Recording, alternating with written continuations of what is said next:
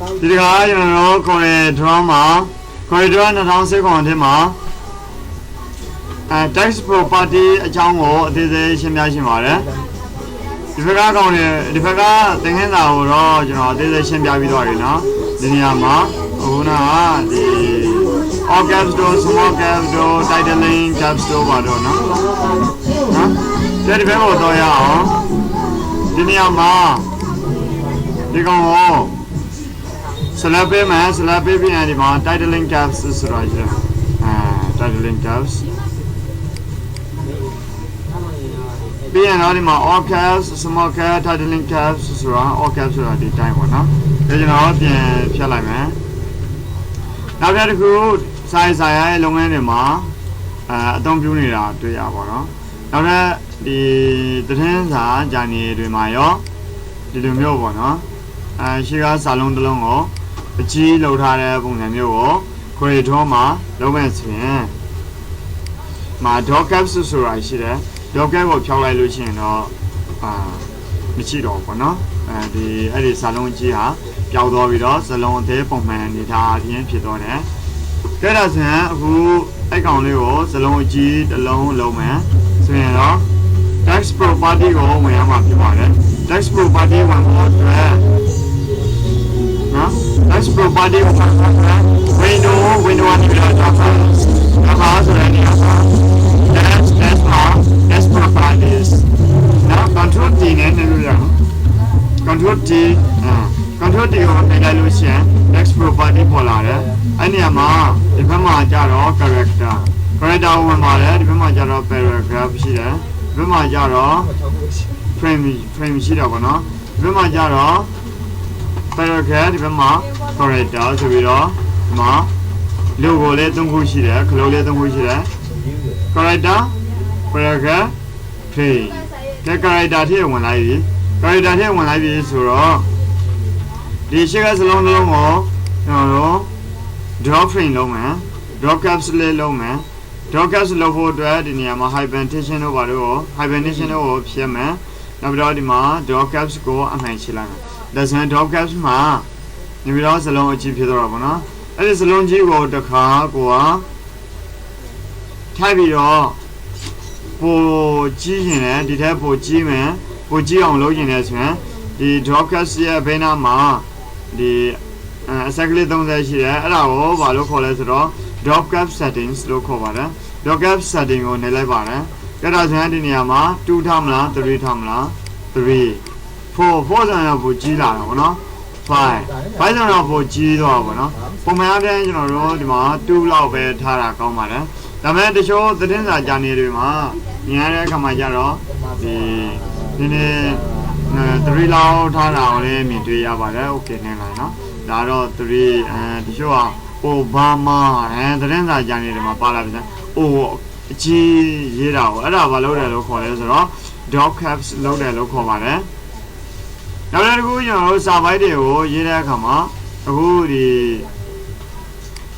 အပိုင်းလေးကိုပေါ့နော်ပုံမှန်အနေထား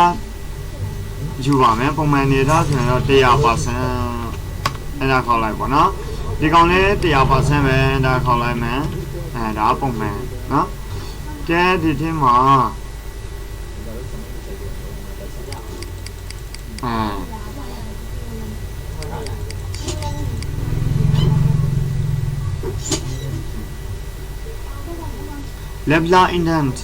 level indent မှာတော့ဒီဘက်ကိုကြည့်လိုက်မယ်ဒီဘက်မှာတခု first line indent မှာကြတော့1 dilemma ယူထားတယ်dilemma ယူထားတဲ့ခါကျတော့ဒီနေရာမှာဒီအနေထားနဲ့ဒီအနေထားရောက်တော့အဲ့ဒါကျွန်တော်တို့ယူထားတာကဒီ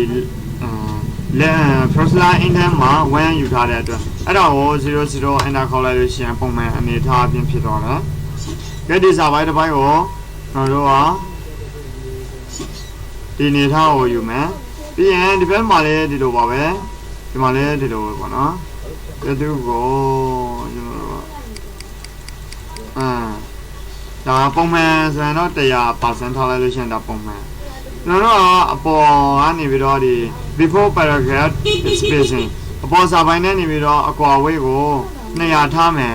200 enter ခေါ်လိုက် ဒါဆိုရင်ဒီအကွာဝေးဟာအပေါ်နဲ့အောက်ကိုကျွန်တော်တို့နည်းနည်းအဝေးထားပေးတာပေါ့နော်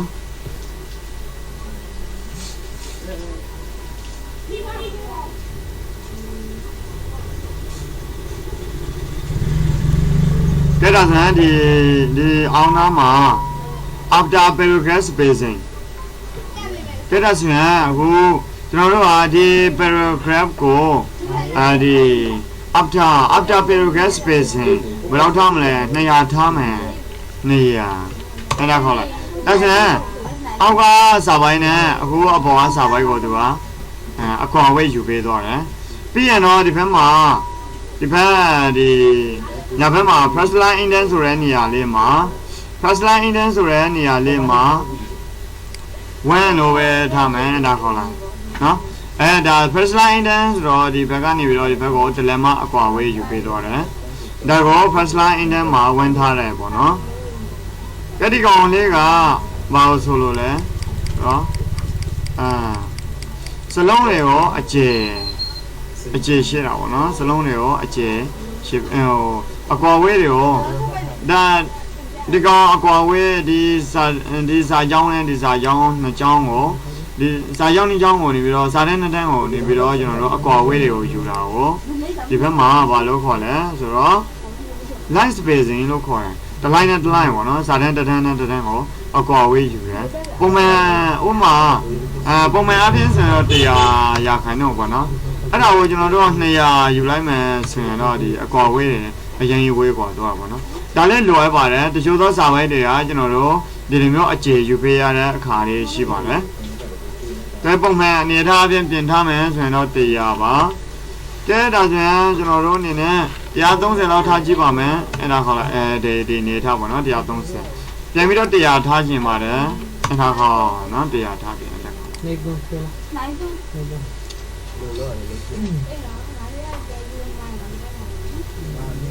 word spacing ဒီကောင်တော့စလုံးတစ်လုံးနဲ့တစ်လုံးကို spacing အကွာဝေးယူတာပေါ့နော်တဲ့ဒါဆိုရင်တချို့သောကောင်းစဉ်တွေကိုကျွန်တော်တို့က word spacing မှာ150လောက်ထားကြည့်ပါမယ်ဒီမျိုးနော်တိတာအောင်ဆိုပြီးတော့300ထားလိုက်ပါမယ်ဒီမျိုးအခြေကြီးဖြစ်သွားဒီဘက် memory ဆိုတဲ့စကားလုံးနဲ့module ဆိုတဲ့စကားလုံးကိုအကွာဝေး300ယူထားတာကိုခေါ်ပါတယ်ပုံမှန်အနေထားဖြင့်ထားမယ်ဆိုရင်တော့100% ပေါ့နော်100%ဒါကတော့ပုံမှန်အနေအထားအပြင်ဖြစ်ပါတယ်ဒီဘက်မှာတခု character spacing ဆိုတော့ဒီစကားလုံးတစ်လုံးမှာ character လေးတွေအများကြီးပါတယ်အဲ့ဒါကိုကျွန်တော်တို့ကအကွာဝေးဘယ်လောက်ယူမလဲ0ဖြစ်နေတယ်ဒီမှာ0ကိုကျွန်တော်တို့20လောက်ယူမယ်ဒီလိုမျိုးပေါ့နော်ကဲတော့200ယူလိုက်မယ်သိတောင်200အဲ့ဒါခေါ်ဒါဆိုရင်အခြေကြီးဖြစ်သွားတော့ပေါ့နော်ကဲဒါဆိုရင် memory module ကိုပုံမှန်အနေထားပဲဖြတ်ထားရှင်တယ်ဆိုရင်0နှလုံးရိုက်ထည့်လိုက်ဒါဆိုရင်ဒီ character spacing အကြောင်းကိုနားလည်တော့မှာဖြစ်ပါတယ်နောက်ထပ်ဒီဘက်မှာကျတော့ language spacing ဆိုတာရှိတယ် language တစ်မျိုးနဲ့တစ်မျိုးကို spacing ပေးတယ်ကဲဒါဆိုရင်ဒီနေရာမှာဒီကောင်လေးကိုဟို language spacing မှာ100% 200လောက်ထားကြည့်ပါမယ်200နော်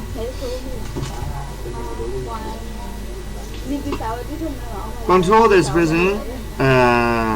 multi language text in a document နော်ဒီစာရွက်တွေမှာ language တွေဘာသာပြင်ပြီးတော့ရေးတဲ့အခါမှာအသုံးပြုပါတယ်ဒီကောင်လေးကနော်ဥပမာ500လောက်ထားကြည့်မယ်ဘယ်လိုများဖြစ်တော့မလဲနော်ဒါတိတ်မထီအောင်ဆိုရင်မသုံးနိုင်ပါတော့နော်00ပဲထားပေးပါမယ်အဲ့ဒါခေါ်လာနော်ဒီကောင်ကတော့အသုံးများတယ်ဒီကောင်ကဆိုလို့ရှင်တာဒီကောင်လေးကတော့word ပေါ့နော်စကလုံးတစ်လုံးနဲ့အကွာဝေးကိုယူတာပေါ့နော် word မှာ300ရောထားကြည့်လိုက်မယ်300ဒါလည်းအကျစ်ပြတော့ပေါ့နော်ကဲတော့ပုံမှန်အပြင်100ပဲပြင်ထားပါမယ် okay နော်ကဲဒါဆိုရင်အခုကျွန်တော်ဒီနေရာမှာ paragraph နဲ့ပတ်သက်ပြီးတော့သဘောပေါက်မယ်လို့ထင်ပါတယ်နောက်တစ်ခုသင်ရမှာကျွန်တော်တို့ page 3တော့ပါမယ် page 3မှာကျွန်တော်ဒီ rotate လေးထားတာကိုတွေ့ရမှာဖြစ်ပါတယ် rotate လေးထားတယ်ဒီကောင်လေးကိုပြန်ပြီးတော့ rotation လုပ်ချင်တယ်ဆိုရင်ဒီနေရာမှာပေါ့နော် rotation ဆိုတဲ့နေရာမှာ360 degree ပြန်ထားပါမယ်360 degree 360 degree ထားလိုက်လို့ရှိရင်တော့ပုံမှန်အနေထားပြန်0ကိုပြပေးပါတယ် cái cho nó đó đi nhà mà đi mà từ xe thao lại luôn xem sao phải bỏ từ xe thao lại mà đi mà pictureอยู่ว่าđấy pictureอยู่ไปđó sao phải bỏ sao phải của từ xe thaoว่าđấy từ xe thaoไปđó rotate လေးပါတယ်ကိုလိုချင်သလို rotate လေးလို့ရပါတယ်ဒီဘက်ကိုထားပါတယ်ပြီးရင်တော့ဒီဘက်ကိုပြန်ထားလို့ရပါတယ်ဒီစာဘိုက်ကိုလည်းဒီလိုပါပဲကျွန်တော်တို့ rotate လေးမယ်ဆိုရင်တော့ pick 2ယူပါတယ် pick 2ယူပြီးရင်တစ်ချက်ကလေးတစ်ချက်နှိပ်ပါတယ်ကလေးတစ်ချက်နှိပ်ပြီးတော့မိမိတို့လိုချင်တဲ့စာဘိုက်အနေထားအတိုင်းအတာကိုကျွန်တော်တို့ယူလို့ရပါတယ်ကဲတော့ဆိုရင်ဒီဘက်အကောင်လေးကိုယူပါမယ်ဒီဘက်ကောင်လေးယူပြီးတော့ဒီမနေ့00 enter ခေါ်လိုက်လို့ရှိရင်လည်းပုံမှန်အနေထားကိုရောက်တော့ပါတယ်ပုံမှန်အနေထားရောက်တော့ရေးဆိုရင်ကျွန်တော်တို့ keyboard ပေါ် F8 ကိုနှိပ်လိုက်ပါတယ် F8 ကိုနှိပ်လိုက်တော့ဒီစာရိုက်တဲ့2ကိုရောက်တော့ရပါတော့ကြည့်ဒါဆိုရင်နောက်ထပ်တစ်ခုကျွန်တော်တို့တည်ထားမှာ bullet ဆိုတာဒီနေရာမှာbullet ထည့်တယ်လို့ခေါ်ပါတယ်ဒါကို bullet ထည့်တယ်လို့ခေါ်တာပေါ့နော်ဒီ bullet အမျိုးအစားကိုမကြိုက်ဘူးဆိုရင်ကျွန်တော်တို့ဒီနေရာမှာ setting ထည့်ဝင်လိုက်လို့ရှိရင် bullet setting ပေါက်လေးကြားလာပါတယ် bullet dialog ပေါက်လေးကြားလာပါတယ်အဲ့ဒီမှာမိမိတို့ကြံနေတဲ့ bullet လေးတွေကိုရွေးလို့ရပါတယ်ဒီလိုပုံစံမျိုးဒီကောင်မကြိုက်ဘူးဆိုရင်တော့ကျွန်တော်တို့ကနိုင်လေးတွေဟိုကြိုက်တယ်ဆိုရင်နိုင်လေးတွေရွေးမယ် preview ကိုပိတ်ထားမယ်ဆိုရင်တော့မြင်ရမှာမဟုတ်ပါဘူး okay နိုင်မှမြင်ရမှာဖြစ်ပါတယ်ဒါဆိုရင် bullet setting လေးကိုထည့်ဝင်ပါမယ် bullet setting လေးကိုထည့်ဝင်လိုက်ပြီးလို့ရှိရင်နောက်ထပ်ဒီ preview ကတော့ဒီတိုင်းပဲထားမယ်ပေါ့နော်ကဲဒါဆိုရင်ဒီနေရာမှာ window လေးကိုရှာယူလိုက်တယ်ပြီးရင်တော့ okay နိုင်ပါတယ်ပြန်ကျွန်တော်တို့အားဒီနေရာမှာ18နော်18ထားလိုက်တယ်ကြည့်ဒါဆိုရင်ဘူးလေးလေးတွေထည့်ပြီးတော့ဖြစ်ပါတယ်တို့တော့ picture လေးယူပြီးတော့ rotation နဲ့ဆိုရင်တော့ကလေးတစ်ချက်ထောက်ပြီးတော့ကျွန်တော်တို့ rotate လေးတွေ rotation လေးလို့ရပါတယ် rotation ပေါ့နော်ဒါဆိုရင် text property နဲ့ပတ်သက်ပြီးတော့စောင့်မယ်လို့လည်းယူဆပါတယ်နားလည်မယ်လို့လည်းထင်ပါတယ်နောက်တစ်ခုကဒီနေရာမှာ frame ဆိုတာတစ်ခုရှိပါတယ် frame ကိုတော့ရှင်နေဆိုရင်တော့ဒီနေရာကိုနှိပ်လိုက်ပါတော့ကဲဒါကို frame နဲ့နေပြီးတော့ကျွန်တော်တို့အလုပ်လုပ်မယ်ဆိုရင်ဒီကောင်လေးကိုတစ်ချက်ချမယ်နော်ဒီမှာတစ်ချက်ချမယ် frame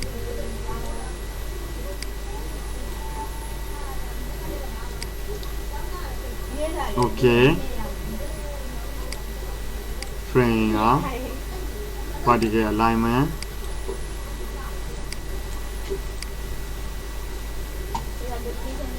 ဒီလိုမျိုးပေါ်ရင်လည်းရတာပေါ့နော်ဥပမာကျွန်တော်တို့ကိုလိုချင်တဲ့အနေထားကိုယူမယ် minus ပြီးရင်တော့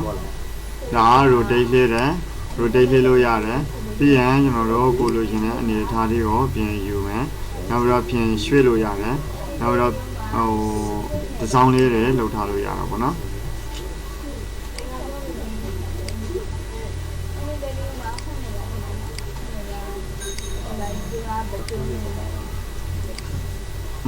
ဒီလိုမျိုးပေါ်လာလို့ရှိရင်ဒီလိုမျိုးပေါ့နော်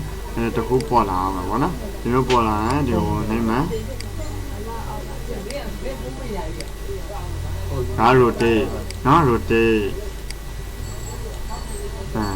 အကိုဆွေးချလို့ရတယ်နော်ဒီတိုင်းဒီလိုမျိုးပေါ်လို့ရှိရင်ကိုလိုချင်တဲ့အနေအထားတွေကိုကျွန်တော်တို့စောင့်လို့ရတယ်လေ့လို့ရတယ်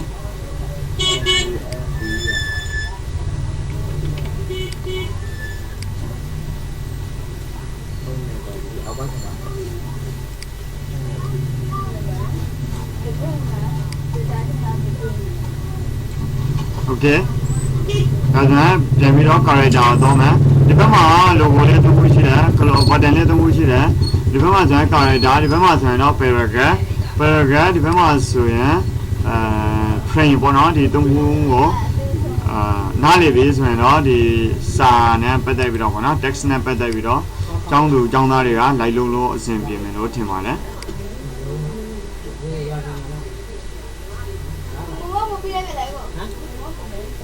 တဲ့ဒီအနေထားဆိုရင်လည်းဒီအနေထားပေါ့နော်မိမိတို့ကြိုင်နှစ်သက်သလိုမျိုး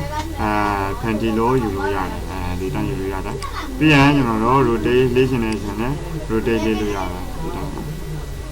rotate လေးလို့ရတယ်ဒီတိုင်း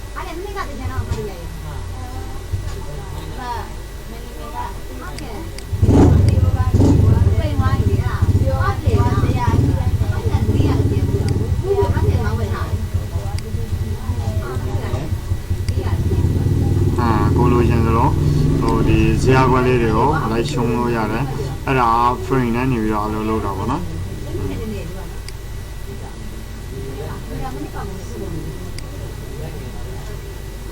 ဆက်သွယ်ရင်ဖုန်းနံပါတ်ပြောတယ်ကဲဒီကောင်လေးတွေကိုကာလာလေးတွေထည့်ချင်တယ်ဆိုရင်လည်းကာလာလေးတွေထည့်လို့ရပါတယ်ကာလာထည့်ဖို့အတွက် keyboard ပေါ်က F8 ကိုနှိပ်ပါတယ် F8 ကိုနှိပ်ပြီးရင်ဒီကောင်လေးကို Control A select ပေးပါတယ် select ပေးပြီးရင် Control D ကာလာတော့ခါကိုနှိပ်ပါတယ် Control D ပေါ့နော်Control D ကိုနှိပ်လိုက်တဲ့အခါမှာမိမိတို့ဟိုထည့်ချင်တဲ့ကာလာလေးကိုထည့်ပေးလို့ရပါတယ်ဖေးနော်ဒါဆိုရင်ဒီမှာအဝါရောင်လေးဖြစ်သွားတယ်။ကျဒါဆိုရင်ဒီအပြာရောင်လေးထည့်ချင်တယ်ဆိုရင်တော့ဖေးအပြာရောင်လေးထည့်လိုက်ပါနော်။ကျဒီဘက်မှာလည်းဒီလိုပါပဲ။ Control A ဆိုတော့ကျွန်တော်ဒီဘက်မှာအစိမ်းရောင်လေးထည့်ချင်တယ်ဖေးထည့်လိုက်။ဒါဆိုရင်အစိမ်းရောင်ကာလာလေးထည့်တော့ပြီပေါ့နော်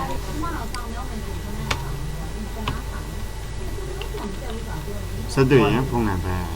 အတိုင်းပေါ့နော်။ဟိုမာကာလာလေးတွေထည့်လို့ရတော့ရင်နောက်ပြီးတော့ rotate လေးမှ rotation rotate လေးတွေလေးလို့ရတော့နော်ဒီကောင်လေးတွေကိုလည်း rotate လေးလို့ရတယ် frame လေးတွေကိုလည်းကိုလိုသလိုအကျဉ်လို့ရတယ်ခြုံလို့ရတယ်ကိုလိုချင်တဲ့နေရာလေးတွေမှာလည်းလိုက်ထားပေးလို့ရတယ်နောက်ပြီးတော့ bullet လေးတွေလည်းထည့်ရတော့ရင်နောက်ပြီးတော့ window မှာ docker ထည့်ရနေပြီးတော့ text မှာcontrol D နှိပ်လို့ရှိရင် control D နော်control D နဲ့လိုက်လို့ရှိရင်တော့ဒီနေရာမှာproperties ပေါ့နော် text property နဲ့ပတ်သက်ပြီးတော့အသေးစိတ်ကိုကျွန်တော်ရှင်းပြထားပြီးလည်းဖြစ်ပါတယ်ဒီမှာ tabs scanner လေးတွေကိုလည်းရှင်းပြနောက်ထပ်သင်ခန်းစာလေးတွေမှာ tabs နဲ့ပတ်သက်ပြီးတော့ရှင်းပြမယ်အခုက draw ဒီ tabs ထဲမှာ bullets ရဲ့ bullet ထည့်တာရဲ့ docker ထည့်တာရဲ့ကိုရှင်းပြပြီးတော့ပြီနော် setting လေးတွေနောက်သင်ခန်းစာတွေမှာ tabs နဲ့ပတ်သက်ပြီးတော့အခြေတင်ဝင်ကိုရှင်းပြပါမယ်အားလုံးပဲကျေးဇူးတင်ပါတယ်ဒါကတော့ text property ကိုအသေးစိတ်ပြပြပေးတဲ့သင်ခန်းစာဖြစ်ပါတယ်